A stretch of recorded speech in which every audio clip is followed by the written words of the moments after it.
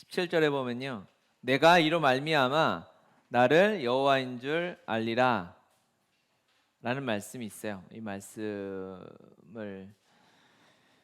말씀에서 제목을 붙여서요, 너로 인해 그분이 여호와인 줄 알리라. 이 말씀을 좀 쉽게 얘기하면 모세에게 하나님 말씀하시는 거죠. 모세야, 네 삶을 보면 너의 주인이 누구인지 보여 라는 뜻입니다. 당연한 거죠. 누군가의 삶을 곰곰이 쳐다보면, 그리고 그 사람과 이야기해보면, 그 사람과 조금 삶을 공유하다 보면 그 사람이 가장 중요하게 생각하는 것, 마음의 중심에 있는 것, 제일 관심사와 사랑하는 것, 마음에 원하는 것이 무엇인지 다 드러나게 됩니다. 이 말씀이 그것입니다. 뭐 특별히 대단한 말씀이 아니라 모세로 인하여 그분이 여호와인 줄 알리라. 모세의 주인이 하나님이시고 모세의 인도자가 하나님이시고 모세가 가장 사랑하는 자, 모세가 가장 의지하는 자가 여호와 하나님이신 줄을 주께서 알게 하실 것이다 라고 말씀하시는 거예요. 지난주에도 우리 순종에 대해서 나누었는데, 순종하는, 멀리 있으면 모릅니다. 사람이 멀리 있고 꾸미고 다른 사람들 앞에 이렇게 다듬어진 모습만 드러낸다면 그 사람이 어떠한 것을 좋아하고 따라가는지 알 수 없죠. 그런데 하나님의 말씀 앞에서 나는 나 자신을 압니다. 속일 수 없죠. 나는 누구의 말을 듣고 따라가는가? 나의 주인은 누구인가? 나는 누구의 종인가? 모세의 삶을 가까이 들여다보니 모세가 하나님의 종인 것이 너무나 드러나게 되는 것이고, 모세의 삶을 통해서 주님께서 그것을 드러나게 하신다는 것입니다. 내가 가장 믿고 따라가는 것, 의지하는 것, 귀 기울이는 것, 내가 가장 많이 생각하는 것, 많은 시간을 투자하는 것, 그것이 내 삶의 주인입니다. 말로 하는 것이 아니죠. 제가 말로는 목사라고 떠들고 말씀을 이야기해도 제 삶이 이것과 상관없다면 저는 그것을 따라가는 사람일 것입니다. 그렇죠? 하지만 우리도 동일하죠. 이 말씀 앞에서 우리의 주인이 누구인가 드러나고 우리의 삶을 통해 우리 믿음의 현주소가 주님 앞에 점검되는 예배가 되었으면 좋겠습니다. 반복해서 나오는 말씀이 있는데요, 3절에 보면 내가 바로의 마음을 완악하게 하고 이렇게 나오고요, 또 13절에 보면요, 바로의 마음이 완악하여 라고 나오고요, 22절에 보면 애굽의 요술사들도 자기의 요술로 그와 같이 행함으로 바로의 마음이 완악하여 이렇게 이야기합니다. 바로의 마음을 몇몇 구절에서 보면 하나님께서 바로의 마음을 완악하게 했다, 이런 구절들이 나옵니다. 성경을 읽다 보면은 그런 게 궁금하시지 않았나요? 궁금했죠? 궁금하잖아요. 아니, 하나님이 바로의 마음을 그럼 완악하지 않게 하고 하면은 재앙이고 뭐고 없이 그냥 보내실 수 있는 거 아니야? 라는 궁금증이 들면서, 그러면 자유의지를 왜 주신 거지? 그러면 하나님께서 다 하시면 되지, 마음도 그렇게 완악하게 해서 그러면 바로는 뭐야? 갑자기 우리의 삶이 바로와 빙의 되면서 바로는 억울하잖아. 하나님이 완악하게 해서 그렇게 된 거 아니야? 라고 하면서 말씀을 읽다가 은혜는 받지 않고 계속 바로를 위로하고, 바로의 마음이 내가 돼가지고 하나님에 대해서 이거 보라고, 내 삶이 이렇게 된 거 보니 하나님 이거 뭔가, 이렇게 생각을 하면서 이제 탓하게 되는 경우가 있을 수 있는 거죠. 그걸 좀 말씀 앞에서 짚고 넘어가야 되지 않을까 싶은 생각이 들어요. 하나님께서 바로의 마음을 완악하게 했다라고, 우리가 완악하게 하나님께서 하시지 않았으면 원래 우리가 꿈꾸는 삶과 반대의 삶이겠죠. 하나님의 말씀에 붙들려서 하나님의 말씀에 사로잡혀서 살아가는 삶이 있을 것입니다. 그렇죠? 그렇다면 그렇지 않은 바로의 삶은 하나님께서 그의 마음을 막 일부러 악독을 집어넣고 그렇게 하셨을까라고 생각하는 것은 바람직하지 않고, 하나님이 오직 주의 말씀으로 인도하고 붙드시는 삶이 아니라 내버려 두시는 것 같은 삶이라는 것입니다. 로마서 1장 23절과 24절을 세 번역으로 함께 읽어볼까요?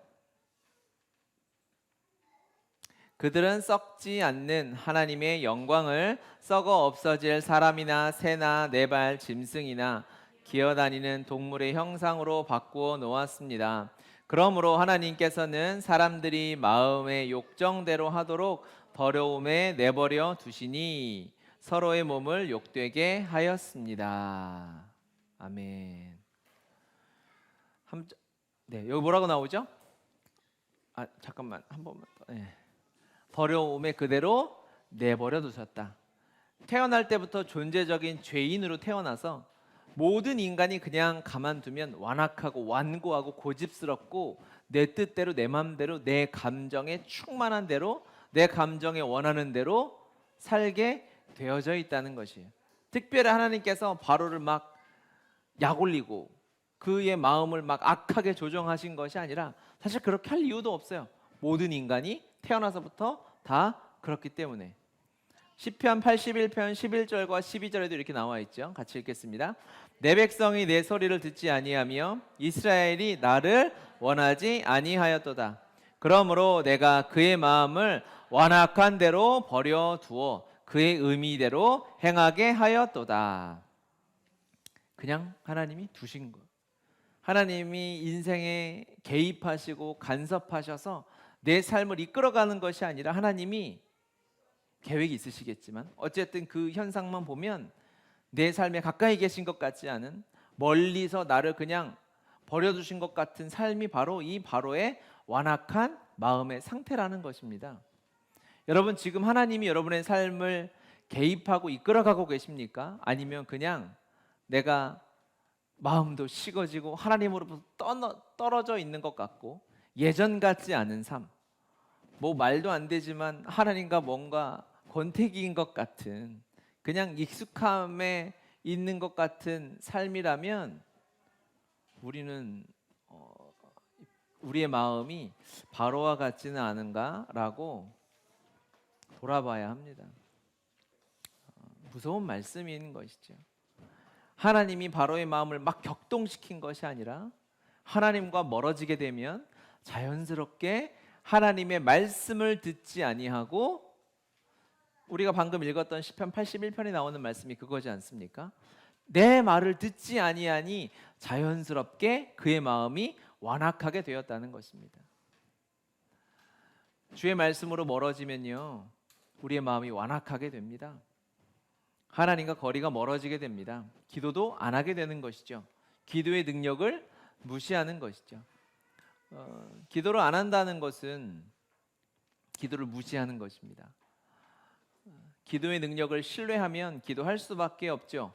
그런데 우리의 삶에 기도가 말라지고 예배에 대한 사모함이 말라져 간다면 그것은 우리의 마음이 바로처럼 완악해져 가고 있는 상태인 것입니다.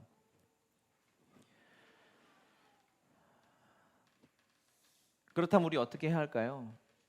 하나님께로 나가야죠. 하나님께로 나가려는 마음이 없는데도 희한하게 내 삶이 막 잘 되고 잘 풀리고 문제가 없는 것 같고 그래도 다른 사람과 비교해서 평탄한 것 같으면 이거 진짜 더 문제예요. 오히려 내 삶에 문제가 있고 아픔이 있으면 고통이 있어서 눈물이 있어서 하나님께 아버지 부르지 않으면 살 수 없는 인생은 복받은 인생입니다. 기적 같은 인생인 줄 믿으시길 바랍니다.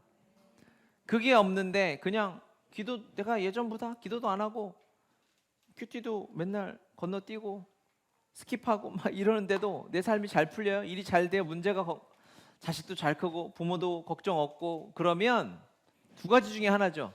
하나님과 전혀 상관없는 내 힘으로 인생을 살아가고 있거나 아니면 제가 항상 얘기하듯이 악셀을 밟지 않고도 잘 나가면 그건 내리막길인 거죠. 위험한 지경에 있다. 그렇다면 우리는 지금 어떻게 해야 할까요? 이사야 46장 12절 말씀. 마음이 완악하여 공의에서 멀리 떠난 너희여 내게 들으라. 주의 말씀 앞으로 나오는 것밖에 없어요. 주의 말씀을 들어야 합니다. 주의 말씀의 진리가 내 마음의 완악한 아주 단단하게 굳어져 버린 돌짝과 같은 내 마음이 주의 말씀을 들을 때 무너지고 깨어지고 무르게 되어서 주의 말씀에 씨앗이 심겨질 수 있게 되는 것입니다. 할렐루야. 오늘 예배를 드리면서 우리의 마음에 찔림과 부담이 있었으면 좋겠습니다. 하나님의 말씀은, 선지자들이 하는 말씀은 언제나 백성들이 싫어했어요. 돌을 들고 들었다 이런 말이 있죠. 너무 찔리는 말만 해대는 거거든요. 그러니까 선지자가 또 얘기하면 일부러 돌을 들고 찾아가는 경우가 있는 거예요. 저 입으로 오늘 이상한 얘기하면 내가 저 입에다 돌을 넣어버리라, 이런 마음. 그렇게 주의 말씀은 우리의 삶에 찔림이 되어지고 아픔이 되어지고 또 반성이 되고 어쩔 때는 화가 나기도 하고 그래야 됩니다. 그것이 예배여야 하고 그것이 하나님이 우리에게 주시는 진리의 말씀입니다.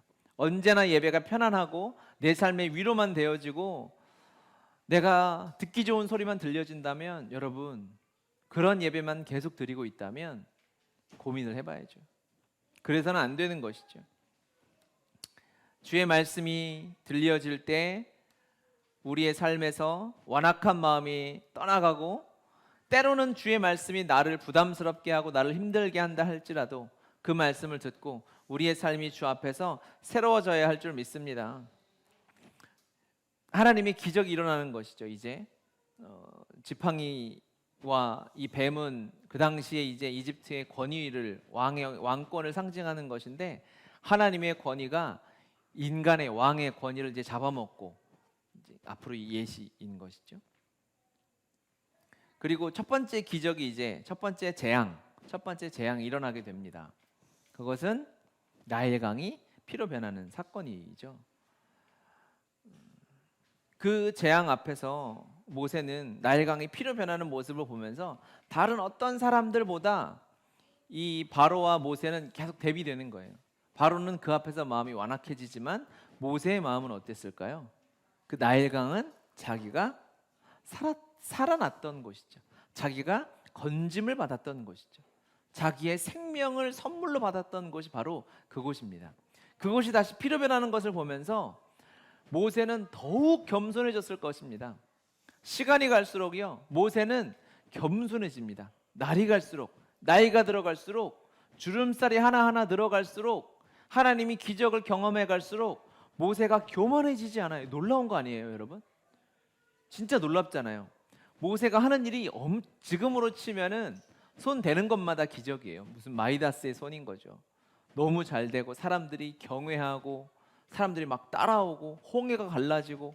그런데 모세의 삶이 어때요? 갈수록 겸손해집니다. 갈수록 낮아지고 무릎 꿇고 나는 아무것도 아니라고 하나님 앞에 그렇게 나아가게 되죠. 특히 이 첫 번째 기적 앞에서 모세는 더 하나님을 경외할 수밖에 없었을 거예요. 왜냐하면 이 생명의 주관자이신 하나님을 너무 볼 수 있는 거죠. 그곳에서 내가 처음 건지심을 받은 것이 바로 그 나일강 아니겠어요? 내가 죽을 수밖에 없었던 그 물 앞에서 하나님이 나를 살리셨는데 그것이 우연이 아니구나. 내가 살아난 것이 우연이 아니라 내가 건짐을 받은 것이 운 좋게 공주가 나를 건진 것이 아니구나. 이거 하나님의 손 안에 있었구나라는 것을 깨닫게 된 것입니다. 엄청난 은혜를 받게 되겠죠. 거기서 피로 변하는 것을 보면서 이 나일강은 생명의 근원인 물을 상징하는 것이죠. 하나님께서 너희들의 생명의 이 모든 주관을 하나님이 하시고 계시다라고 깨닫게 되는 것입니다. 여러분, 하나님의 은혜를 날마다 경험하면 경험할수록 우리가 주 앞에 더욱 겸손해져 가야 합니다. 하나님께서 우리를 또다시 나를 살린 그곳으로 인도해 가실 때 우리의 마음이 어떻습니까? 나일강 앞에 서서 모세가 아우 강 좋네 이렇게 있을 수 있을까요?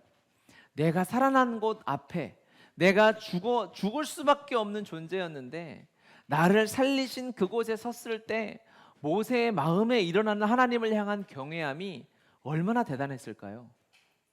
그 장소가 주는 특별한 은혜가 있죠. 여러분도 그렇죠. 어렸을 때 뭐 은혜 받았던 곳, 또 예전에 뭐 장소를 갈 때마다 생각나는 것들이 있잖아요. 하나님과의 관계도 그렇고 예전에 뭐 데이트했던 곳이나 예전에 여러분 열심히 세상을 즐겼던 곳이나 이렇게 지나갈 때 홍대 신촌 지나갈 때 막 그런 생각 나죠. 장소가 주는 기억이 있어요. 하나님 앞에서는 장소가 주는 은혜가 있다고요. 그곳에만 가면 우리가 더 하나님 앞에 낮아질 수 있는 곳, 그곳에만 가면, 그 시간만 임하면, 그것이 상처라면 트라우마겠지만 그것이 주님의 은혜라면 은혜의 흔적이 되는 것입니다. 여러분에게 은혜의 흔적은 어디입니까? 은혜의 흔적을 찾아가고 있습니까? 저도 여러 곳이 있어요. 그 중에 제가 하나님 앞에 항상 겸손해지는 것, 제가 조금 고개가 자꾸 이렇게 뒤로 젖혀지려고 하고 어깨가 이렇게 올라가려고 할 때 항상 저는 양화진에 갑니다. 양화진에 가서 그곳에서 복음을 위하여 아낌없이 삶의 전부를 드렸던 그 선교사님들의 삶을 보면 제 삶이 새로워지는 거죠. 그리고 하나님 앞에서 내 삶이 얼마나 이 티끌만한 것인가, 내가 자랑하고 교만할 거 하나도 없구나라는 것을 깨닫게 됩니다. 또 하나님 앞에 무릎 꿇는 기도의 자리가 있죠. 교회가 개척되어지고 항상 새벽에 하나님 앞에 아무도 없는 이곳에서 주님 앞에 혼자 기도했던, 혼자 기도하다 졸다 기도하다 자다 했던 이 예배의 장소, 그 시간에 오면 마음이 하나님 앞에 겸손해지고 주님을 찾게 되고 주님을 바라보게 되는 것이죠. 은혜의 흔적을 찾아야 합니다. 우리 모두 공통의 은혜의 자리가 어디겠습니까? 그리스도의 십자가 앞이겠죠. 우리가 십자가 앞으로 나갔음에도 불구하고 내 마음에 전혀 요동함이 없고 그냥 십자가 감사하네, 그냥 고난주간에 묵상하는 고통의 십자가 정도라면 안 되는 것이죠. 그럴 수 없는 것이죠. 우리의 마음이 그러면 완악해지는 것입니다.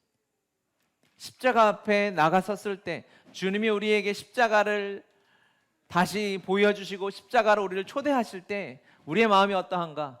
내가 살았던 그곳에서는 한때 추억 정도도 여러분 우리 안에 기억이 새록새록 납니다. 그런데 죽어야만 하는 우리를 살린 그곳이라면 똑같을 수 없는 것이죠. 우리의 마음이 주님 앞에 정말 정결하게 새롭게 다윗의 고백처럼 서게 되는 것입니다. 제가 이 말씀을 묵상하면서 깨달았어요. 왜 제가 정신 못 차리고 있다가도 누가 십자가 그러면 눈이 이렇게 커지면서 왜 전투력이 올라가는가, 그걸 깨달았어요. 내가 죽을 수밖에 없었던 불쌍한 지옥에 떨어질 인생을 살려주신 그 자리구나. 모세가 나일강 앞에 섰을 때 그 마음이 바로 이 마음이었겠구나라는 것을 깨닫게 되는 것입니다. 하나님이 여러분을 살리셨습니다. 그 자리가 십자가입니다. 십자가 앞에서 우리 하나님을 향한 믿음, 그 말도 안 되는 하나님의 사랑이 회복되는 은혜가 여러분에게 있으시길 바랍니다. 하나님이 오늘도 동일하게 우리를 십자가 앞으로 아들을 제물로 잡아 우리를 살린 그곳으로 우리를 부르십니다. 그 부르심에 아멘하여 하나님의 마음을 바라보는 예배가 되었으면 좋겠습니다. 아멘. 모세는 갈수록 겸손해지고 갈수록 살아나게 되는데 바로는 참 불쌍하죠. 정말 불쌍한 것 아니겠습니까? 이런 기회가 어디 있겠어요. 제가 요즘에 자주 하는 말, 기회가 위기이고 위기가 기회다라고 하죠. 바로는 모세를 만나고 모세와 수없는 대화를 했던 사람입니다. 여러분 모세 한번 만나보고 싶지 않으세요? 관심 없어요? 진짜 관심 없나 본데 표정이. 궁금하지 않아요? 궁금한 게 많잖아요. 많길 바래요. 이 모세를 만나 하나님과 대면했던, 모세가 하나님의 기적을 경험했을 때 왕궁에서의 삶이 어떤지, 사람을 죽이고 광야로 도망갔을 때 그때 마음이 어땠는지, 그리고 80이 되어서 하나님을 만나기 직전의 삶이 어땠는지 막 궁금하잖아요. 하나님이 어떤 마음의 상태에서 모세를 만나 주셨을까? 그리고 하나님을 만났을 때 왜 그렇게 끝까지 대들었는지 막 궁금한 게 많잖아요. 이 하나님이 만나 주신 이 모세를 정말 하나님 앞에 온전하고 순전한 주의 종이었던 이 모세를 바로가 만났어요. 그리고 바로는 모세를 대면하여 하나님의 사람과 이야기하며 교제할 수 있는 기회를 얻었음에도 불구하고 바로의 마음은 23절, 바로가 돌이켜 궁으로 들어가고 그 일에 관심을 가지지 아니하였고라고 합니다. 하나님께 순종했던 모세와 하나님께 불순종했던 바로를 지난주 이야기했는데요. 생각해 보니까 바로도 순종하긴 했더라고요. 모세는 하나님 아버지께 순종했고 바로는 자기가 순종하고 싶었던 자기의 욕심이나 자기가 원했던 것, 내 권력, 내가 지켜야 할 이 세상에 썩어질 것들에 순종하고 살았던 것이죠. 아, 세상의 모든 사람들은 순종하고 살아가는구나. 기적이 일어났습니다, 여러분. 나일강이 피로 변했어요. 이것은 마시면 죽습니다. 물고기에 떼죽음을 당했어요. 그런데 바로의 그 주변에 요술사들이 나타나서 똑같은 현상을 재현했습니다. 바로는 현상을 본 거죠. 본질을 봐야 하잖아요. 본질이 뭡니까? 하나님이 지금 경고하시는 거예요. 재앙이 임할 것이다라고 경고하시고 하나님의 임재가 있을 것이고 하나님의 심판이 있을 것임을 경고하면서 그 경고하는 본질에 나타나는 현상이, 첫 번째 현상이 무엇이었냐면 나일강이 피로 변한 것입니다. 그런데 이 바로는 본질을 보지 않고 현상만 본 거예요. 그 근거에 있는 하나님의 임재와 하나님의 심판을 보지 않고 나일강이 붉게 변했네? 야, 너네도 해봐. 되잖아 라고 현상에 순종했던 것이죠. 본질이신 하나님께 순종하지 않고 눈에 보이는 현상에 순종했더니 바로처럼 되는 거예요. 우리 무엇에 순종하고 살아가고 있습니까? 하나님의 말씀이냐 아니면 눈에 보이는 현상이냐? 우리가 순종하고 있는 대상을 점검해 봐야 합니다. 진리이신 영원하신 하나님의 나라 예수 그리스도, 그분의 말씀에 순종하고 살아가는가? 아니면 세상의 권력자들, 눈에 보이는 것, 나한테 실제적으로 피부에 와닿는 영향을 끼치는 사람들이 있다 해도 그것은 본질이 아니죠. 현상일 뿐이죠. 사람들은 현상에 휘둘리면서 마음을 잃어가고 넘어져가고 쓰러져 갑니다. 그렇죠? 앞으로 우리나라에서 살아가면서 집 사기 어렵다, 부동산이 올라간다, 이런 현상에 따라가면서 마음 힘들어하고 있는 그리스도인들이 너무너무 많아요. 그렇죠? 설명 안 해도 되겠죠. 그 집을 사서 100년 살 수 없잖아요. 그리고 더 너무너무 진리인 것은 그 집을 샀는데 한 달 뒤에 그 집에 들어가기로 했는데 한 달을 못 살 수 있어요. 내 인생이. 이게 막 저주를 던지는 게 아니라 너무 진리인 걸 어떻게 해요? 아무도 부인할 수 없는 걸 어떡하냐고. 쟤도 살아가고 쟤도 살아가고 쟤도 살아가는데 그럴 수 없죠.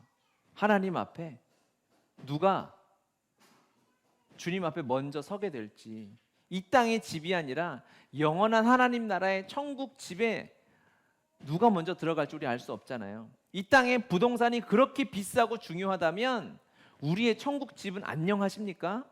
그 본질에 집중해야 되지 않겠어요?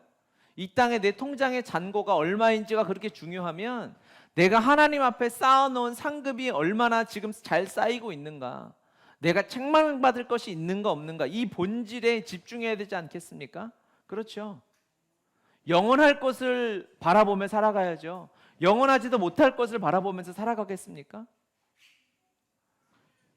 굳이 예화를 들지 않아도 이 세상의 것만 놓고 비교해봐도 우리는 다 영원할 것을 택한다고 해요. 그런데 유독 영원한 진리의 문제에 관해서, 복음의 문제에 관해서만은 아주 우습게 여기고 살아가는 사람들이 많다는 것입니다. 현상에 순종하지 맙시다. 본질이신 그리스도와 하나님의 말씀을 따라가야 하는 것입니다. 그리스도의 사랑을 따라가야 하는 것입니다. 하나님만 추구해야 하는 것입니다. 지금 우리가 부르고 불러도 닳지 않은 그 이름, 부족하지 않은 그 이름, 예수 그리스도의 이름을 더 집요하게 사람들이 손가락질할 만큼, 예수 믿는 사람은요, 사람들이 의아해할 만큼 믿어야 정상이에요. 그리스도의 사랑은 이해할수록, 하나님이 우리에게 허락하신 십자가는 생각할수록 너무 심하거든요. 너무 말이 안 되거든요. 왜 이렇게까지 하셔야 했는가? 그러면 그 사랑을 받고 살아가는 우리도 사람들에게, 가족들에게 동일하게 보여져야 합니다. 적당하게, 남들보다 조금 더. 이런 신앙은 없어요. 성경에 없어요. 찾아볼 수 없어요. 그런 사람은 성경에 기록되어지지 않아요. 믿음의 사람이라 할 수 없어요. 그렇게까지 해야 하니? 그렇게까지 순종해야 하나? 그렇게까지 말씀 복음 해야 하나? 그래도 살아내기가 만만치 않아요. 그렇게 해도 살아낼 수 있을까? 저도 보장을 못하겠어요. 저도 자신이 없어요. 우리가 존재적으로 태어나서 지금까지 살아왔던 이 죄와 평생 이 종살이 했던 이 모습이 너무 강하거든요. 우리 알잖아요. 은혜 한번 받고 단기성교 수련회 갔다 와서 은혜 받지만 그게 며칠 갑니까? 그때 은혜 대단하잖아요. 그때 하는 기도들을 들어보면 옆에서 중보하고 안수하는 제가 무서울 때가 많아요.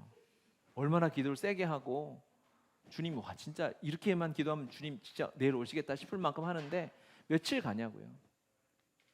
그 얘기 했다가도 옆 사람이 틱 치고 한마디 하고 관계가 조금 어그러지고 마음에 조금, 돈에 조금 문제가 생기면 신기루와 같이 떠나가 버리는 것이 우리의 믿음 아니겠어요? 하나님 앞에서 우리가 어떻게 살아야 할까요? 무엇에 어떻게 순종하고 살아야 할까요? 주님이 이 사건을 통해서 경고하시는 거죠. 현상을 따라가지 말고 본질에 집중해라. 하나님의 부르심을 붙잡으라 라고 말씀하시는 것입니다. 첫 번째 재앙이 임했어요. 이것은요, 말 그대로 진짜 경고입니다. 경고가 임했을 때는 말 잘 들어야 돼요. 첫 번째 재앙이긴 하지만 일주일간 이어졌지 않습니까? 이 재앙이 컸죠. 큰 재앙이었지만 하나님의 경고는 선물이에요. 아멘 한번 해보세요. 하나님의 재앙이 선물이다. 따라해보세요. 하나님의 재앙이 선물이다. 이 첫 번째 경고에 한했을 때예요. 왜? 이 첫 번째 재앙은 10번째 재앙과 비교해 보세요. 아무것도 아니에요. 택하라면 무조건 이거 택하죠. 일주일만 고생하고 주님 앞에 회개하고 금식하고 무리하에 없었던 것도 아니라 사람들 막 지하사 팔아 다니고 하잖아요. 말씀에 보니까. 그러면 이때 회개하고 돌이켜야죠. 하나님이 나한테 경고하시는 것 같을 때 첫 번째 스텝에 옐로 카드 한 장 올리셨을 때 우리가 정신 차려야지. 제가 금요일에도 얘기했다고요. 제가 이렇게 하나님의 말씀을 대신해서 이렇게 온유하게 환한 얼굴로 이렇게 경고의 메시지를 날릴 때 우리가 말을 들어야지. 주님이 10번째 카드를 들면 그땐 끝이다. 그때는 회개할 기회가 사라진다는 것입니다.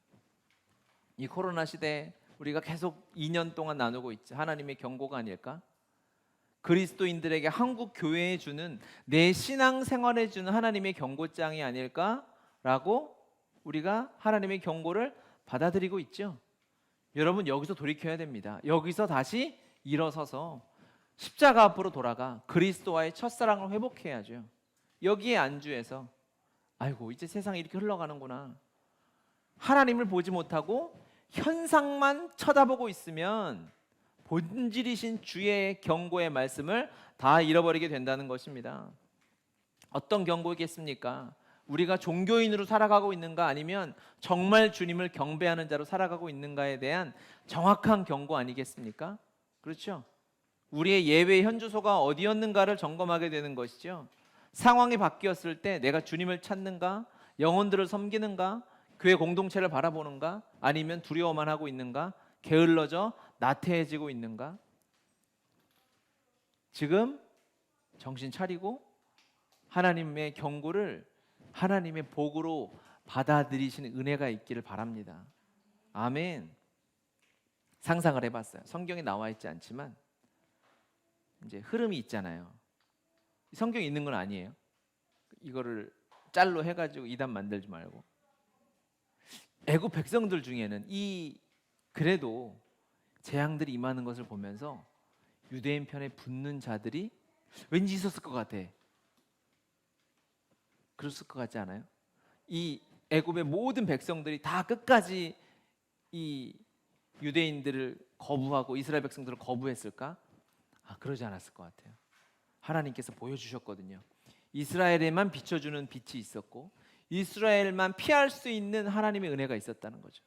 재앙을 피하고 하나님의 이스라엘만 누릴 수 있는 하나님의 은혜가 있었던 거죠. 이스라엘만 피했던 재앙들이 있습니다. 경고가 임했을 때 스물스물 하나님 앞에 나오는 자들이 분명히 있었을 것이고 그들이 아마 이 구원의 행렬에 동참할 수 있지 않았을까. 왜? 유대인은 혈통이 아니라 그들은 하나님을 믿는 신앙으로 그들의 종족이 결정되었기 때문이죠. 주님 경고하실 때에 우리가 다시 한번 우리의 삶을 돌아보아야 할 줄 믿습니다. 이 코로나 시대에 하나님께서 한국교회와 우리 그리스도인들에게 주시는 두 번째 경고는 주님 오실 날이 더 가까워지고 있다는 것입니다. 수없이 말씀드렸죠. 시간표가 당겨지고 있다. 하나님이 최소 5년에서 10년의 시간을 당기셨다. 이기가 처음에는 그냥 물리적인 시간이 2021년을 살아야 되는데 5년이 사라지고 2026년이 온 것처럼 느껴졌어요. 처음에는. 그런데 그게 아니라 시간이 가는 속도가 빨라졌구나라고 깨닫게 되더라고요. 예전에는 1초, 2초 이렇게 가잖아요. 원래 시간이 되게 상대적이잖아요. 아세요? 10대들은 10km로 가고 저는 40km, 60km 이렇게 가. 시간은 여러분 상대적입니다. 그렇죠? 느껴지잖아요. 이제 이 마지막 때에 주님의 이 재림의 시간이 하나님이 시간표를 속도를 빨리 하셨구나. 주님 오실 날을 가까이 하셨구나. 선교는 급속도로 일어날 것입니다. 알곡과 가라지가 완전히 갈라지는 때가 올 것입니다. 오고 있습니다. 이미 내 신앙이 하나님 앞에 계시록의 주님이 라오디게아 교회에 주셨던 경고의 말씀이 이제는 실제로 드러나는 때입니다. 차든지 덥든지 뜨겁든지 해야지 미지근해서 토해내 치게 되는 상황이 그 가운데 없어요. 이제 그 가운데는 없게 되는 것입니다. 왜? 마지막 때 시간표가 훨씬 가까워져 오기 때문에 그렇습니다. 주님이 곧 오십니다. 우리가 체감하지 못하니까 하나님께서 코로나와 왜 주님의 재림은 온 우주적인 사건이잖아요. 코로나처럼 온 우주적인 사건이 어디 있겠어요? 하나님 이것들을 하시려고 미리 다 준비해 놓으시고 일들 하셨죠. 우리는 이제 하나님의 두 번째 경고장, 첫 번째는 우리의 예배 현주소를 내가 종교인은 아니었는가, 내가 외식하는 바리새인은 아니었는가를 점검해보는 때가 이 코로나 때이고요. 두 번째 하나님의 경고장이 무엇이냐면 내가 주님의 다시 오심을 준비하는 삶을 살고 있는가, 천국이 내 안에 정말 실제인가,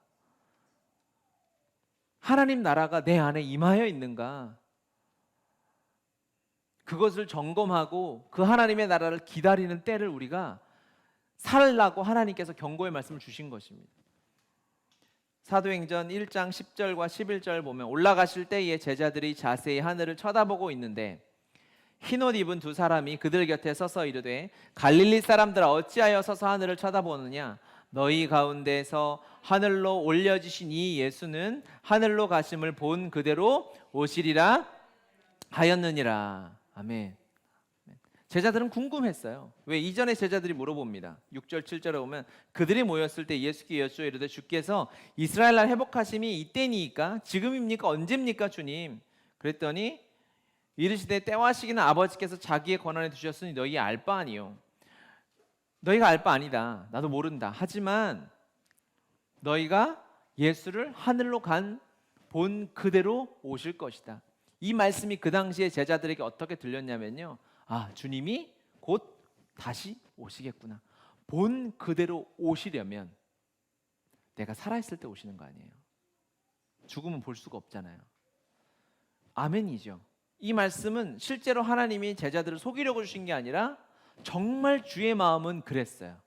내가 너희들 살아있을 때 갈 거야 라는 마음이 연기가 아니라 진짜로 있으셨어요. 할렐루야.